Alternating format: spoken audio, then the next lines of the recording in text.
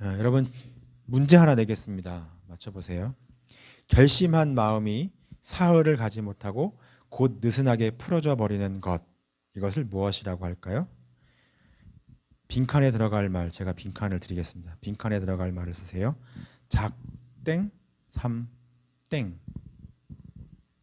네, 답은 작심삼일입니다.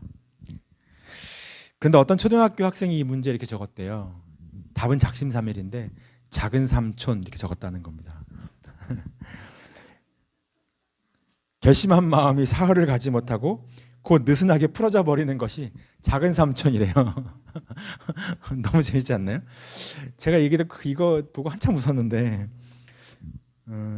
이상하게 이 작은 삼촌하고 이 작심삼일이 참 잘 어울리는 것 같아요. 왠지 모르게. 혹시 우리 집에 이런 작은 삼촌이 있나요? 아니면 혹시 내가 이런 작은 삼촌은 아닌가요?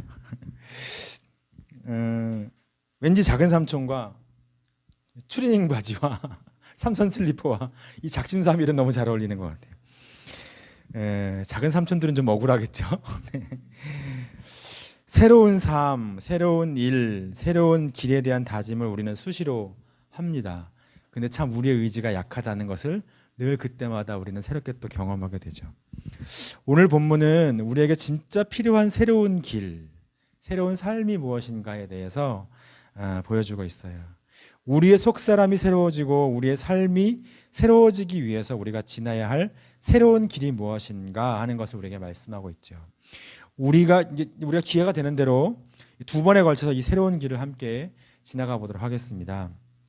오늘 우리가 살펴볼 첫 번째 새로운 길, 그 길은 무엇인가? 회개의 길이라고 하는 거예요.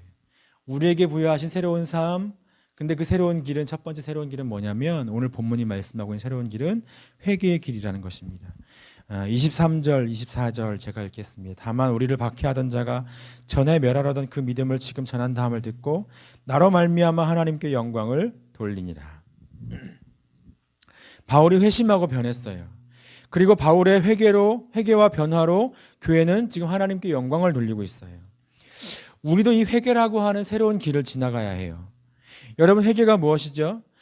제가 복음학교와 또 몇 번의 설교를 통해서 함께 그 마음들을 나눴는데, 우리가 회개를 생각할 때 오해하는 것들이 한 가지 있는데 바로 회개와 후회를 착각한다는 것이죠.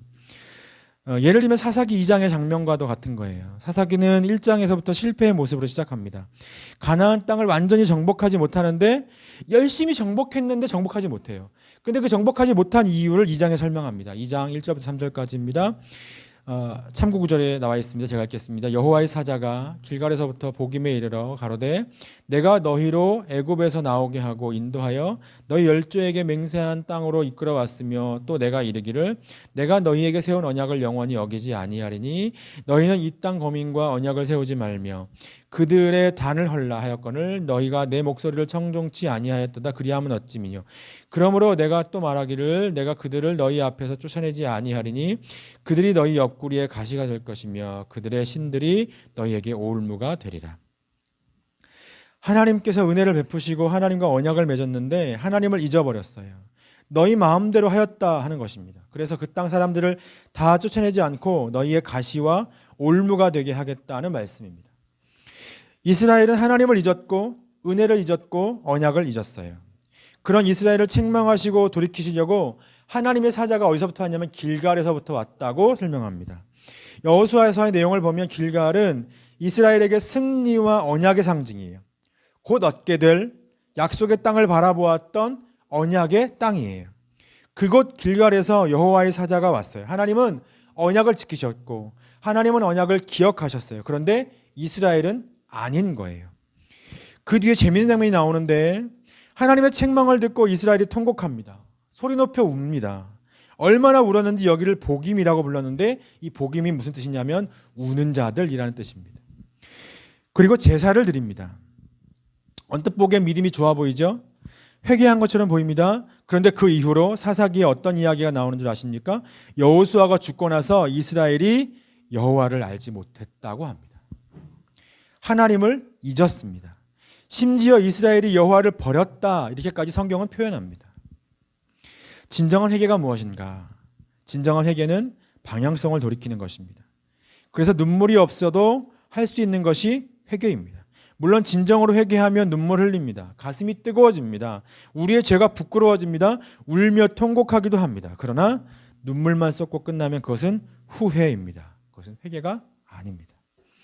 그 삶의 방향성이 달라졌는가를 보면 그가 진정한 회개를 하였는가를 알 수 있습니다. 한 번 울고 더럽고 찜찜한 마음들을 한 번 쏟아내는 것으로, 속이 후련해지는 것으로 만족해서는 안 됩니다.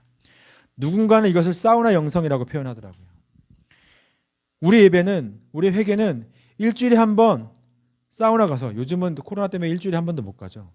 네, 가끔 한 번 사우나 가서 때 밀고 오는 그런 차원의 것이 아니라는 거예요. 사랑하는 여러분, 인생에서 중요한 것은 방향입니다. 속도가 아니라 방향입니다. 마찬가지로 우리의 믿음도 방향이 중요합니다. 오늘 본문으로 다시 돌아가면 오늘 본문의 바울은 어땠습니까? 자신이 전한 복음의 진실함과 정당함을 증거하면서 자신이 지나온 삶을 고백합니다.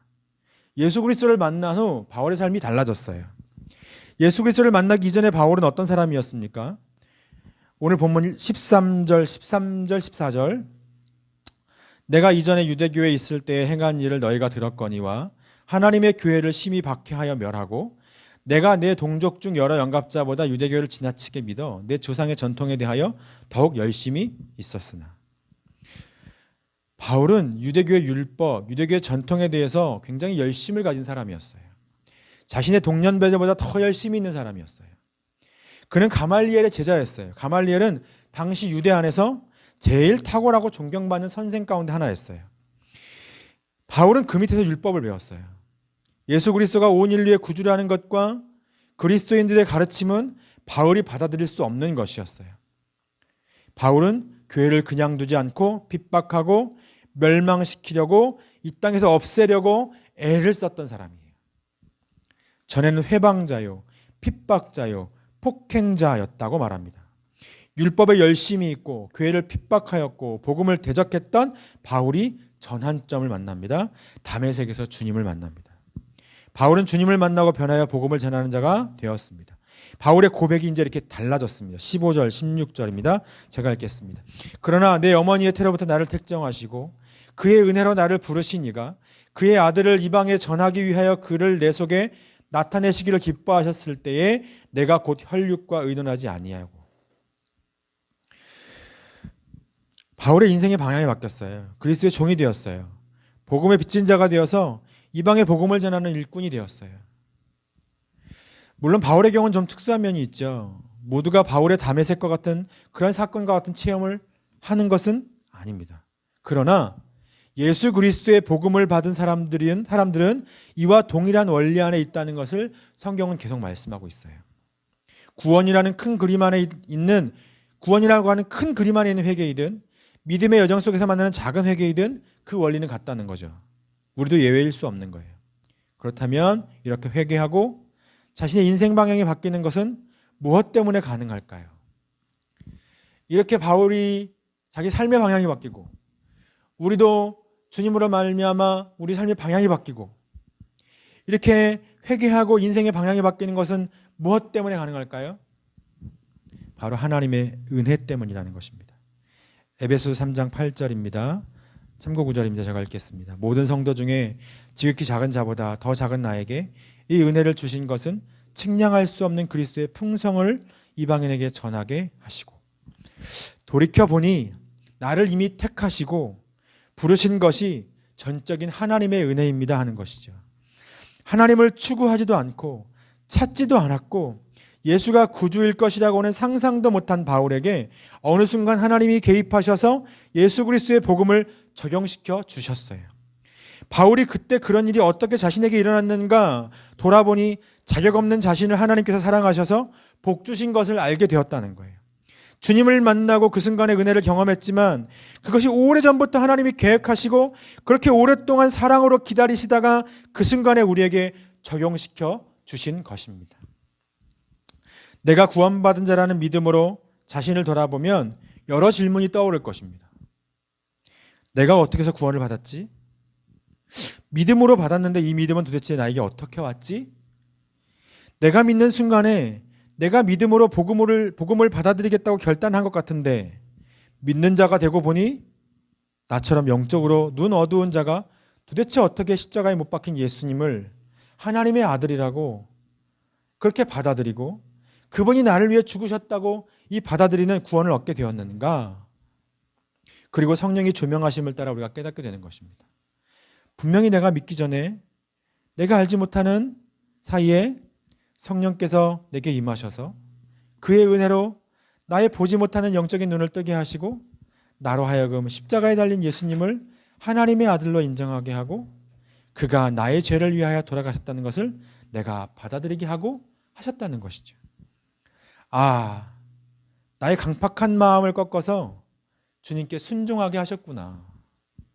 내가 믿는 순간에는 내가 결단한 것 같으나 믿는 자가 되고 보니 나로 하여금 믿도록 성령께서 이미 역사하고 계셨구나 하는 것을 깨닫는 것입니다. 그래서 믿음은 선물입니다. 참으로 놀라운 하나님의 은혜입니다. 이와 같은 맥락에서 하나님의 은혜와 함께 작용하는 것이 하나님의 열심입니다. 하나님의 은혜 때문에 우리가 우리의 삶의 방향이 바뀌게 되었는데 거기엔 하나님의 열심이 있다는 것이죠. 나를 회개와 구원으로 이끄시려는 하나님의 의지, 하나님의 열심인 것입니다. 우리가 하나님께 열심을 내야 하죠. 그러나 우리 열심보다 앞서 있는 것이 하나님의 열심입니다. 우리를 먼저 하나님의 열심을 기억하고 우리는 그 하나님의 열심을 생각해야 합니다. 신실하신 하나님께서 그분의 뜻대로 이루시기 위해 하나님의 열심으로 우리 가운데 일하신다는 것이죠. 로마서 10장 2절 3절입니다. 내가 증거하노니 저희가 하나님께 열심히 있으나 지식을 쫓은 것이 아니라 하나님의 의를 모르고 자기 의를 세우려고 힘써 하나님의 의를 복종치 아니하였느니라. 바울의 옛사람은 이렇게 그릇된 열심을 가지고 살아갔던 인생이라는 거예요. 자기의 의를 세우려고 힘써 하나님의 의를 복종하지 아니하였대요. 하나님께 그릇된 열심을 가지고 살았대요. 그런데 이렇게 고백이 바뀌었어요. 고린도전서 15장 9절이죠. 10절입니다. 고린도전서 15장 10절. 그러나 나의 나된 것은 하나님의 은혜로 된 것이니 내게 주시는 그 은혜가 헛되지 아니하여 내가 모든 사도보다 더 많이 수고하였으나 내가 아니요 오직 나와 함께 하신 하나님의 은혜로라. 바울의 수고는 하나님의 열심 때문에 가능했다는 것이죠. 나의 의가 앞서는 그릇된 열심에서 돌아서는 것입니다. 나의 열심이 앞서면 결국 그 끝에는 하나님을 나를 위한 도구로 삼게 되는 것입니다. 우리의 목적이 되셔야 할 하나님을 나를 위한 도구로 삼게 되는 것입니다. 하나님께 열심이라고 하는 이 구호가, 이 열심이 도대체 무엇을 위한 것입니까? 우리 잊지 말아야 합니다. 하나님의 은혜가 앞선 것입니다. 하나님의 열심이 먼저입니다. 하나님의 은혜가 먼저입니다. 그렇다면 그것이 우리에게 어떻단 말인가? 그 하나님의 은혜, 하나님의 열심, 그것을 우리의 삶의 방향이 바뀌었는데 그것이 우리에게 어떻단 말인가? 우리 묻게 됩니다. 나의 회개를 가능하게 한 하나님의 은혜와 하나님의 열심은 오늘 우리의 신앙에, 우리의 믿음에 감격을 주는 것이죠. 우리를 겸손하게 하는 것입니다. 그래서 더욱 하나님을 향한 순종과 열심을 갖게 합니다. 우리의 삶에 큰 위로를 얻게 합니다. 여러분, 오늘 우리는 이 하나님의 은혜 앞에서 감격하고 있습니까? 하나님께서 나를 생긴 대로, 내 성격대로, 내 성질대로 그렇게 대하지 않으시고 나의 모든 약함, 나의 모든 악함, 나의 그 무익함, 그 어리석음을 따라 대하지 않으시고 오래전부터 계획하시고 예수 십자가의 근거에서 나를 선대하신 사실에 우리는 감격하며 살고 있는가? 그것을 생각하면 감격할 수밖에 없죠. 여러분, 나의 성질대로 하나님이 나를 대하신다고 생각해 보십시오. 나의 악함대로 하나님 나를 대하신다고 생각해 보십시오. 나의 무익함과 나의 그 어리석음대로 하나님 나를 대하신다고 생각해 보십시오. 근데 하나님 그렇게 하지 않으시고 예수 그리스도 십자가의 사랑에 근거해서 하나님 나를 선대하신다는 것이죠. 그 사실에 우리는 감격하게 되는 것입니다. 이 은혜가 얼마나 자격 없는 나에게 주어진 것인지 생각하면 우리는 더욱 겸손하게 됩니다. 주님이 말씀하신 그 자기 부인이 우리 안에 가능하게 됩니다. 바울은 이렇게 고백합니다. 고린도후서 4장 5절입니다. 우리를 전파하는 것이 아니라 오직 그리스도 예수의 주 되신 것과 또 예수를 위하여 우리가 너희의 종된 것을 전파함이라. 복음에 빚지고 그리스도의 사랑에 빚져서 사람들의 종이 되었다고 할 정도로 마음의 중심에 겸손한 그 감격을 품은 것입니다. 그 감격과 겸손은 주님과 주님의 교회를 위한 순종과 섬김으로 나타납니다. 사랑에 빚진 자처럼 사랑으로 섬기게 됩니다. 내 마음에는 주를 향한 사랑이, 나의 말에는 주가 주신 진리로, 나의 눈에는 주의 눈물이, 내 입술에는 찬양의 향기가, 그리고 선한 말들이, 두 손에는 주를 닮은 섬김이, 나의 삶에는 주의 흔적이 남게 되는 것입니다. 그러다가 우리의 한계와 연약함을 만나면 어떻게 하죠? 넘어지고 또 쓰러지면 어떻게 합니까? 고난과 연단 가운데 어떻게 합니까? 나는 연약하지만 주는 강하시고, 나는 쓰러지지만 주님은 신실하셔서 하나님의 선한 길로 나를 인도하시고, 하나님이 모든 시간들을 선용하셔서 결국에는 하나님의 뜻을 이루시고 하나님의 사람으로 다시 나를 세워주시옵소서, 하나님 그렇게 하실 줄 내가 믿습니다 하는 믿음으로 고백하는 것이죠. 성령님, 내게 힘 주십시오. 성령님, 나를 도와주십시오. 그렇게 주님 붙잡고 다시 일어서는 것입니다. 다시 주님께로 달려가는 것입니다. 이 과정 속에서 하나님의 뜻이 있다는 것을 믿고 다시 주님 말씀 앞에, 그 주님 앞에 서는 것입니다. 결국 하나님께서 그분의 선하신 뜻대로 우리를 이루어 가실 거예요. 우리의 기대보다 더 크게, 우리의 생각보다 더 크게, 하나님의 그릇은 우리의 그릇과 달라서 하나님은 우리의 생각하지 못한 것들을 그렇게 이루어 가신다는 것이죠. 이것이 우리에게 얼마나 큰 위로가 됩니까?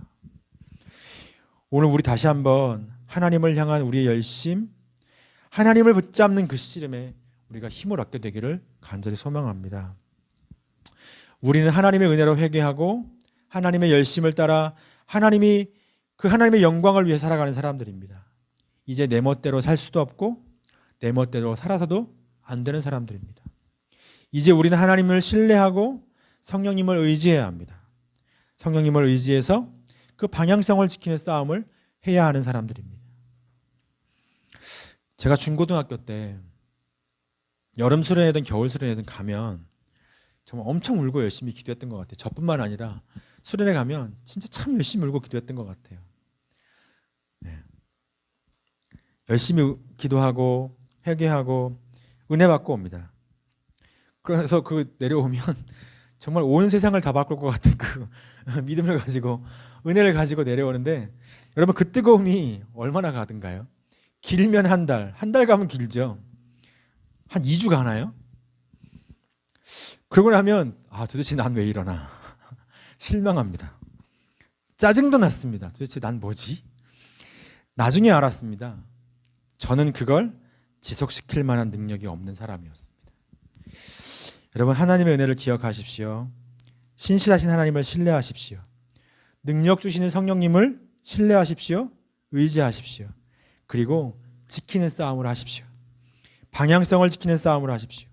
하나님의 수준에 따라 멋있는 하나님의 사람으로 변화되어 있는 우리의 모습을 어느 순간 보게 될 것입니다.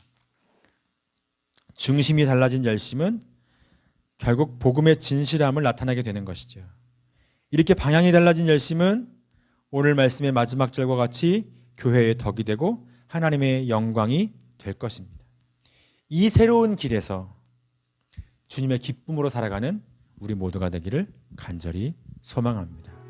이제는 우리 주 예수 그리스도의 은혜와 아버지 하나님의 크신 사랑하심과 성령님의 교통감화 역사하심이 이제 새로운 길에서 주님의 기쁨이 되기를 소망하며 결단하며 삶으로 나아가는 우리 더불어 삶교회 성도들 가정과 일터와 그 모든 거하는 삶의 자리 위에 이제로부터 영원토록 함께 하시기를 간절히 축원하옵나이다. 아멘.